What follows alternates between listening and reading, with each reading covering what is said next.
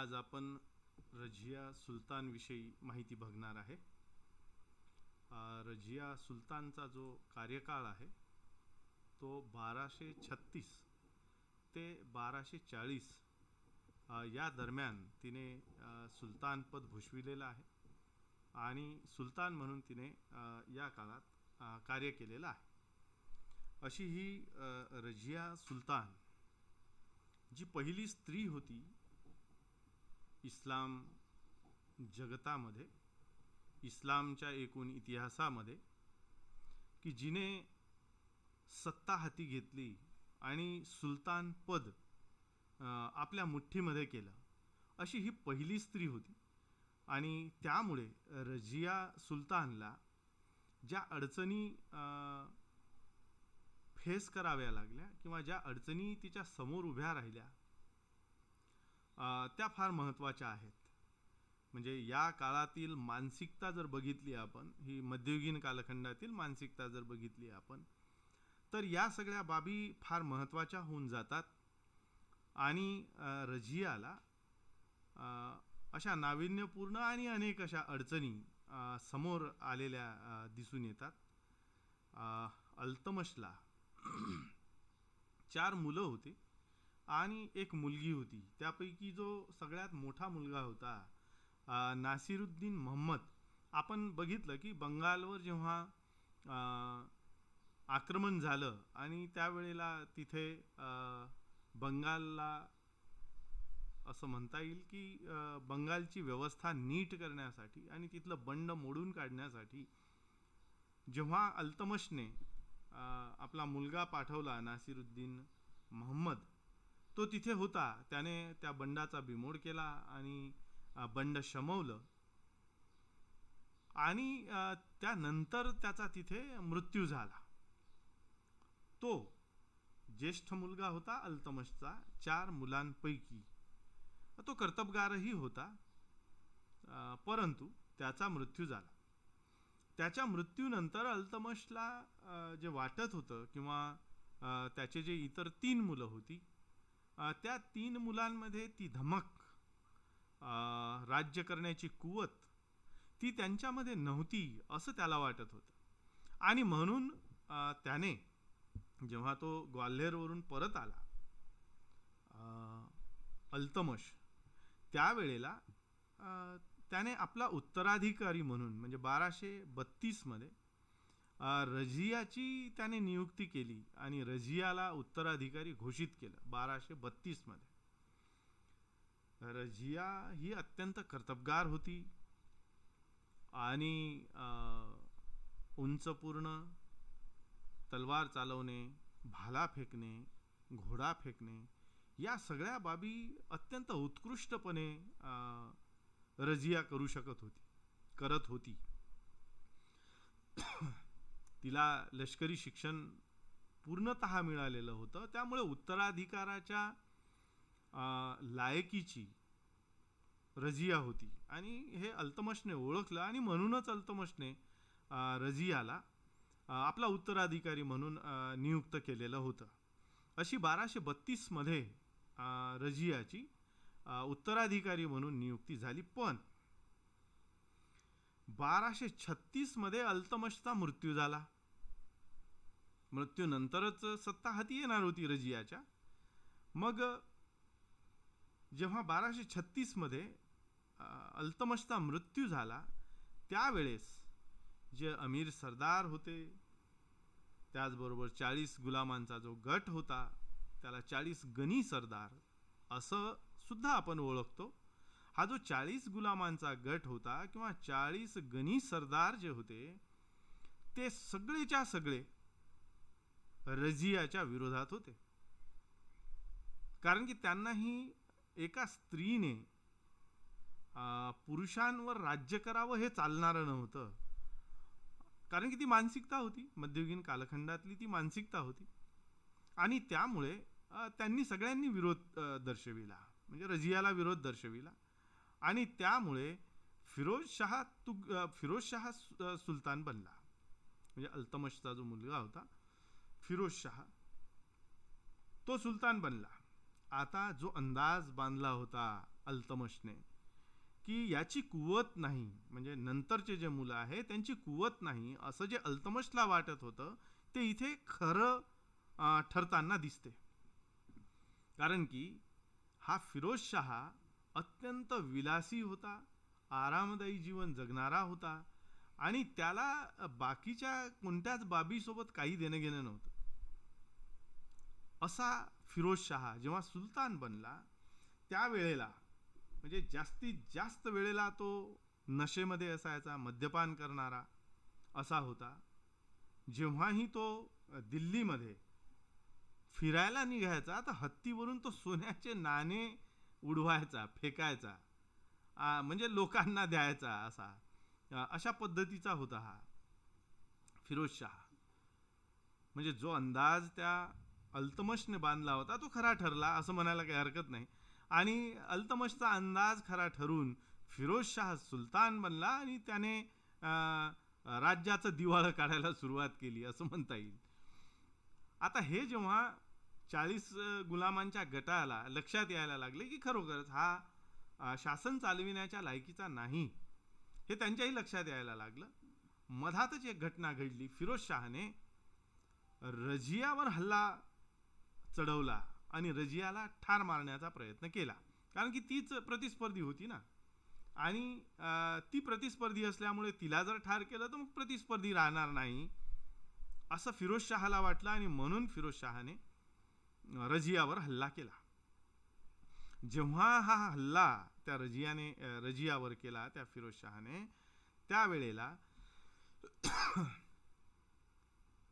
40 गुलामांच्या गटाच्या लक्षात हे आलं की हा शासन करण्याच्या लायकीचा नाही आणि म्हणून हे अशा पद्धतीचे कार्य तो करतो आहे. सोबतच हेही तेवढंच खरं होते की शाह तुर्कन जी होती, जी अल्तमशची बायको होती, या अल्तमशच्या बायकोच्या हाती सगळी सूत्रे होती. म्हणजे फिरोज शाह हा सुलतान जरी असला तरी सगळी सूत्रे शाह तुर्कनच्या हाती होती. म्हणजे रजिया सुलतान असणे काय आणि नसणे काय हे सारखंच होतं. म्हणजे रजिया सुलतान नाही तर शाह तुर्कांच्या हाती सगळी सत्ता होती. म्हणजे फिरोज शाह हा असूनही नसल्यासारखाच होता. हेही जेव्हा त्या 40 गुलामांच्या लक्षात आलं तेव्हा त्यांनी फिरोज शाहवर हल्ला केला, फिरोज शाहला ठार केलं, फिरोज शाह मारल्या गेला आणि फिरोज शाहच्या जागेवर त्यांनी रजियाची नियुक्ती केली आणि 6 नोव्हेंबर 1236 रोजी रजिया दिल्लीच्या तख्तावर बसली. तिने रजियत उद्दीन बेगम सुलतान अशी पदवी घेतली. रजियत उद्दीन बेगम सुलतान ही पदवी घेतली आणि राज्याची सगळी सूत्रे आपल्या हाती घेतली. आता तिला लिहिण्या वाचण्यापासून सगळ्या गोष्टींचं प्रशिक्षण मिळालेलं होतं. म्हणजे ती घोडा चालू शकत होती, तलवार चालू शकत होती, पत्र लिहू शकत होती, अशा सगळ्या बाबी, म्हणजे लिहिण्या वाचण्यापासून तर सगळ्या गोष्टी. अत्यंत मुत्सद्दी होती.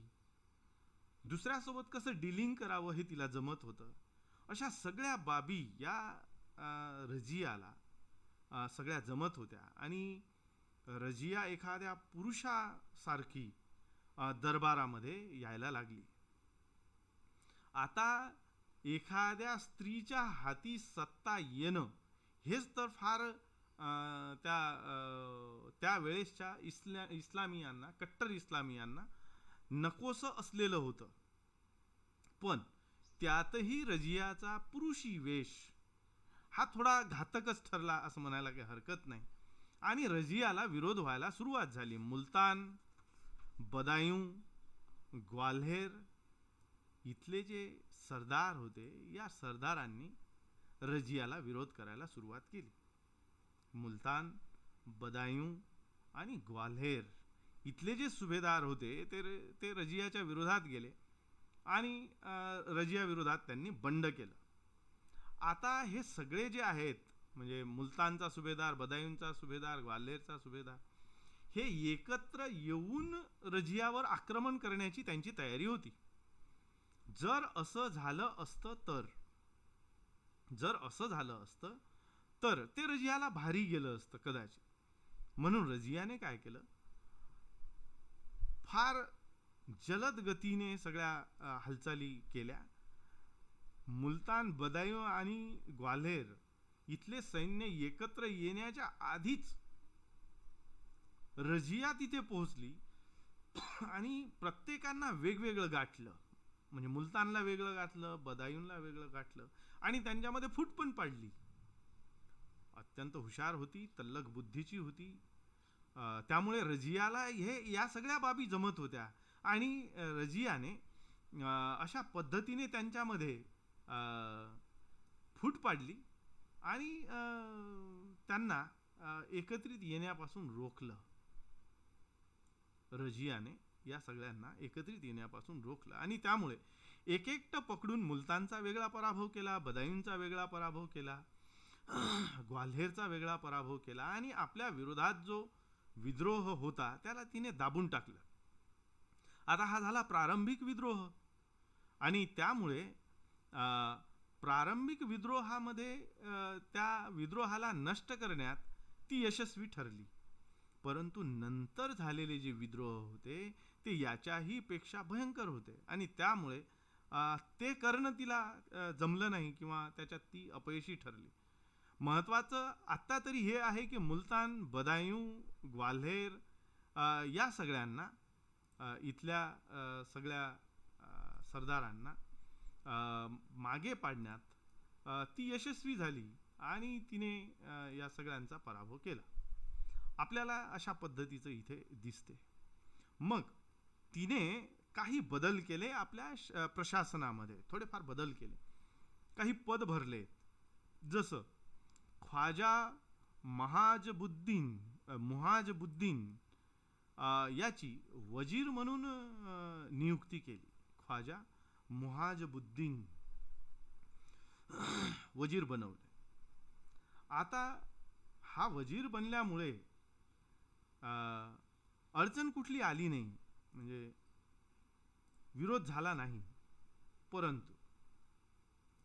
परंतु एक महत्त्वाचं इथे हे झालं की जमालुद्दीन याकूत जो होता, या जमालुद्दीन याकूतला रजियाने अमीर-ए-आखूर या पदावर नियुक्त केलं.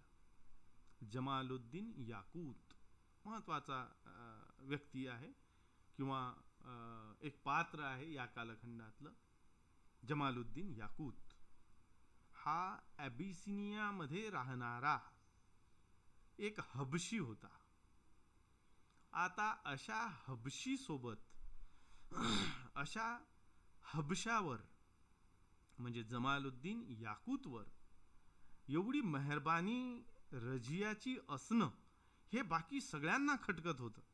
कारण की अमीर-ए-आखूर पद मोठं होतं आणि या पदावर जमालुद्दीन याकूतची नियुक्ती ही सगळ्यांसाठीच चिंतेची बाब होती किंवा त्या जमालुद्दीन याकूतचा हे सगळे द्वेष करीत होते आणि त्यामुळे अमीर-ए-आखूर पदावर बसणारा जमालुद्दीन हा सगळ्यांच्या नजरेत भरायला लागला. सोबतच अजून महत्त्वाचं हे होतं की जमालुद्दीन याकूत आणि रजिया यांच्यामध्ये कसे संबंध होते या बाबतीत त्यांना शंका होती आणि म्हणून ते सगळे शंकेच्या नजरेने जमालुद्दीन याकूत आणि रजिया यांच्याकडे ते पाहत होते. रजियाची विशेष कृपा जमालुद्दीन याकूतवर दिसते आणि त्यामुळे जास्तीत जास्त सरदार आणि अमीर वर्ग हा रजियाच्या विरोधात गेलेला आपल्याला दिसून येतो. आता रजियाची उतरती कळा लागली असं म्हणायला काही हरकत नाही, कारण की रजियाचं पतन इथूनच पुढे झालेलं आपल्याला दिसते. कबीर खान आमाज हे नाव महत्त्वाचं नाव आहे. कबीर खान आमाज सर्वात प्रथम कबीर खानने बंड केलं रजियाच्या विरोधात. कबीर खान आमाज लाहोरचा हा सुभेदार होता. 1240 मध्ये कबीर खान आमाजने बंड केलं. आता कबीर खानने बंड केल्याबरोबर रजियाला हे माहित होतं की कबीर खानला जास्त वेळ द्यायचा नाही आहे, कारण की जास्त वेळ दिला तर बाकी सगळे सरदार जुटतील आणि ते जर एकत्र आले तर मग रजियाला भारी जाणार होतं. आणि म्हणून हे विशेष होतं रजियाचं की ती फार तत्परतेने आक्रमण करायची आपल्या विरोधकांवर. आता कबीर खान अमाजने जसा बंड केला तसंच आपलं लष्कर घेऊन रजिया लाहोरला पोहोचली आणि एक मोठं सैन्य घेतलं तिने. विशाल सैन्यासह ती गेली. कबीर खान अमाजवर आक्रमण केलं, लाहोर जिंकलं आणि कबीर खानचा पराजय केला आणि त्याला पकडून ठार मारलं. कबीर खान संपला, म्हणजे एक बंड संपलं असं म्हणू आपण. आता एवढ्यावर ते काही भागलं नाही. मग अल्तुनियाने बंड केलं. म्हणजे कबीर खानचं बंड संपलं ना संपलं, अल्तुनियाने बंड केलं. आता अल्तुनिया जो होता हा विशेष सरदार होता. त्याचे सगळीकडे संबंध चांगले होते, इतर सरदारांसोबत संबंध चांगले होते, स्वतः अत्यंत पराक्रमी होता आणि त्यामुळे अल्तुनियाचं बंड हे फार महागात पडणारं होतं रजियाला. आता रजियाने भटिंड्यावर आक्रमण करण्यासाठी जमालुद्दीन याकूतला सोबत घेतलं आणि ती भटिंड्याकडे निघाली. भटिंड्यावर आक्रमण केलं, अल्तुनियासोबत युद्ध झालं, पण इथे उलट झालं. इथे रजियाचा पराभव झाला. आता रजियाचा पराभव झाल्यामुळे स्वाभाविकच ती कैदेत पडली. म्हणजे रजिया अल्तुनियाच्या कैदेत पडली. आता रजिया कैदेत पडली आणि तो जो होता जमालुद्दीन याकूत, हा याकूत पकडला गेला. आता रजियाला तर कैदेत ठेवलं त्यांनी, पण जमालुद्दीन याकूतला ते जे बंडखोर होते त्यांनी पकडलं आणि ठार करून टाकलं, मारून टाकलं. म्हणजे एक अत्यंत महत्वाचा सहकारी पाठीराखा रजियाचा गेला आणि त्यामुळे रजियाचे विरोधक आता हवी झाले. रजियाचा पराभव पण झाला, रजिया कैदेत पण आहे आणि त्यामुळे तिथून जे रजियाचे सैन्य परत आले किंवा तिचे जे सरदार परत आले त्यांनी बहराम शहाला सुलतान केलं. अल्तमशचा तिसरा मुलगा बहराम शाह याला सुलतान बनवलं. रजिया कैदेत आहे आणि दिल्ली जी आहे ती बहराम शहाच्या हातात आहे आणि तो जो याकूत होता तो तर मारला गेला, म्हणजे मरण पावला, त्याचा काही शिल्लक नाही राहिला.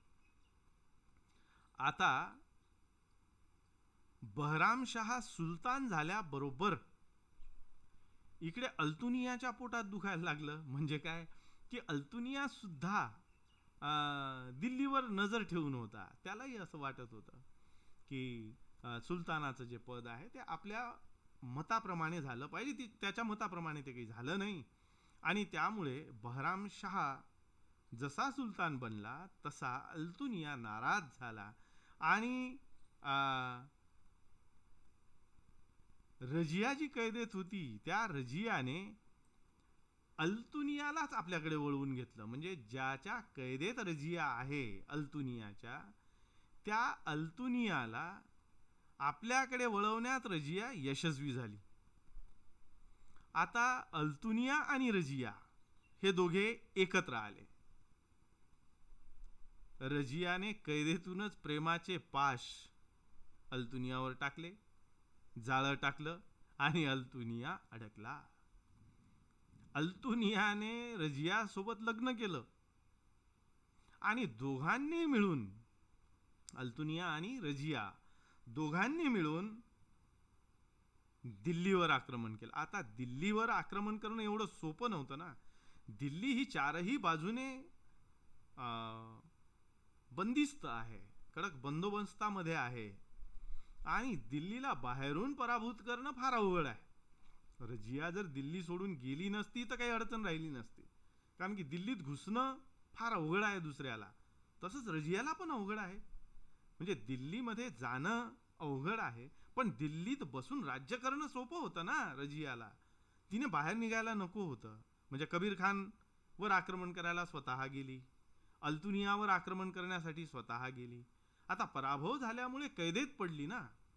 म्हणजे अडचण इथेच होती. तिने जर सरदार पाठवले असते, आपलं सैन्य पाठवलं असतं, तर ते फार चांगलं राहिलं असतं. पण ती स्वतः गेल्यामुळे आता दिल्ली बहराम शहाच्या ताब्यात आहे आणि त्यामुळे अल्तुनिया आणि रजिया हे दोघांनी मिळून दिल्लीवर आक्रमण केलं. परंतु दोघांचाही पराभव झाला. दोघांचाही पराभव झाला. कारण की दिल्ली जिंकणं एवढं सोपं नव्हतं. आधी म्हटल्याप्रमाणे आत राहून राज्य करणं सोपं होतं त्या रजियासाठी, कारण की रजियावर बाहेरून संकट कमी आलं असतं. पण रजियाच दिल्लीच्या बाहेर असल्यामुळे मग संकट तर बाहेर उभंच होतं रजियासाठी. त्यामुळे रजिया आणि अल्तुनिया दोघांचाही पराभव झाला. मग तिथून ते पळाले. आता त्यांना पर्याय नव्हता, दिल्लीत जायला जागा नव्हती त्यांच्यासाठी. 15 ऑक्टोबर 1240ला हे फिरत होते. यांच्याकडचे सैन्य कमी झाले, यांचा पराभव झालेला होता, यांच्या मागे पुढे कोणीही नाही. अशा अवस्थेत ते डाकूंकडून पकडल्या गेले आणि डाकूंनी त्यांना मारून टाकलं. लुटपाट केली आणि मारून टाकलं. त्यांच्याकडे जे काही सोनं नाणं असेल, पैसा अदला असेल, जो काही असेल थोडाफार, तो त्यांनी हिसकला आणि त्यांना मारून टाकले त्या डाकूंनी. अशा पद्धतीने एक अत्यंत कर्तबगार स्त्री जी दिल्लीच्या तख्तावर बसली होती, ती डाकूंकडून मारल्या गेली. ही मोठी खंताची बाब याच्यामध्ये दिसून येते. अशी रजिया डाकूंकडून मारल्या गेली. या रजियाचं मूल्यमापन करताना असं म्हणता येईल की रजिया ही सर्वच गुणांनी परिपूर्ण होती. राज्य करण्याच्या असं म्हणता येईल की राज्य करण्यासाठी ती फारच लायक होती. म्हणजे इतर 4 भावंड लायक नव्हते, पण रजिया ही मुलगी असूनही राज्य करण्याच्या लायकीची होती. तिच्यात ती धमक होती, ती कुवत होती. ती राज्यसूत्र चांगल्या पद्धतीने सांभाळू शकणारी होती. अडचण एकच की ती स्त्री होती. अडचण एकच ती स्त्री होती. त्या स्त्रीचा तिच्या स्त्रीत्वाने घात केला असं म्हणायला काही हरकत नाही. एका स्त्रीने त्या स्त्रीच्या स्त्रीत्वाने एका स्त्रीचा बळी घेतला असं आपल्याला म्हणता येईल. कारण की ती स्त्री होती म्हणून तिला विरोध झाला. रजिया सैनिक म्हणून फार उत्कृष्ट होती आणि सैन्य संचालन फार सुंदर पद्धतीने ती करत होती, करू शकत होती. आणि तिने दाखवलं पण, म्हणजे जेव्हा तिने कबीर खानवर आक्रमण केलं तेव्हाही दाखवलं. त्यापूर्वी बंडखोर एकत्र येऊ नये त्याही वेळेला तिने दाखवलं. तिच्या जलद गतीची जी हलचल होती ना, सैन्य हलवण्याची जी पद्धत होती ती फारच चांगली होती आणि त्यामुळे ती अत्यंत चपळ, शौर्यपूर्ण आणि उत्कृष्ट अशी शासक होती. आता अशी शासक मध्ययुगीन कालखंडात मिळणं आपल्याला शक्य होत नाही किंवा दिसत नाही. कितीही विरोधी परिस्थिती असली तरी त्यावरती काबू ठेवू शकत होती, आपल्या मुठ्ठीत ठेवू शकत होती. पण दिल्ली सोडून जशी ती बाहेर गेली त्यावेळेला मात्र तिचा घात झाला असं आपल्याला म्हणता येईल. मिन्हाज सिराज नावाचा जो इतिहासकार आहे तो म्हणतो रजिया अत्यंत बुद्धिमान होती, न्यायप्रिय होती, उदार होती, विद्वानांची संरक्षक होती. कारण की बाहेरच्यांना तिने ठेवलंच होतं ना. विद्वानांची संरक्षक होती, आश्रयदाती होती, प्रजेची हितचिंतक होती आणि रणविद्या विशारद होती असं मिन्हाज उस सिराज लिहितो. आता शेवटी असं म्हणावं लागेल की रजिया असफल ठरली शासन कार्यामध्ये किंवा शासन करण्यामध्ये. कारण की ती स्त्री होती आणि एका स्त्रीचा तिच्या स्त्रीत्वाने घात केला आणि म्हणून ती ठार मारल्या गेली. ती पुरुषाप्रमाणे वेश घालून जी दरबारामध्ये येत होती त्यामुळे तिला विरोध झाला. म्हणजे मध्ययुगीन कालखंडातील जी मानसिकता होती ती मानसिकता स्त्रियांच्या विरोधात होती आणि त्यातही ती पुरुषांप्रमाणे वागणारी असल्यामुळे तिला फार मोठा विरोध झाला आणि त्यामुळे स्वाभाविकच रझिया ठार झाली, मारल्या गेली आणि सत्तेतून हद्दपार केल्या गेली असं आपल्याला म्हणता येईल. इथे मी एक मॅप दाखवतो आहे. 1206 म्हणजे कुतुबुद्दीन ऐबक पासून म्हणजे सुलतानशाही म्हणण्यापेक्षा असं म्हणू की गुलामांचा जो कालखंड आहे तो, हा गुलामांचा कालखंड 1290 पर्यंतचा, या कालखंडामध्ये कशा पद्धतीचं राज्य होतं हे इथे दिसते. हे जे दिसते आहे आपल्याला अशा पद्धतीचं, हे हाताच्या आकाराचा, दिल्ली आणि दिल्लीच्या वरचा भाग, आग्रा आणि हा थेट बंगाल पर्यंतचा हा प्रदेश त्यांच्या ताब्यात होता. म्हणजे सुलतानशाहीचा काळ आणि त्यातही गुलाम घराण्याचा काळ जेव्हा आपण बघतो त्यावेळेला एवढ्या प्रदेशावर ते राज्य करताना आपल्याला दिसतात. बाकी हा उर्वरित असलेला हा पूर्ण भारत, बाकी हा उर्वरित असलेला पूर्ण भारत, म्हणजे एवढ्या, या मॅपवरून आपल्याला हे समजून घ्यायचं आहे की एवढ्या प्रदेशावर सुलतानापैकी गुलाम घराण्यांनी एवढ्या प्रदेशावर राज्य केलेलं आपल्याला दिसते. मी पुढच्या लेक्चरमध्ये पुढचे जे शासक येतील त्यांच्या काळात कसा कसा प्रदेश वाढत गेला ते तुलनात्मक दृष्ट्या दाखवेल. आजच्या घडीला आपल्याला हे समजून घ्यायचं आहे की गुलामांनी जे राज्य केलं त्या गुलामांच्या कालखंडात एवढ्या भूप्रदेशावर भारतामध्ये इस्लामी राजवट असलेली आपल्याला दिसून येते. एवढ्यावर थांबू. धन्यवाद मित्रांनो.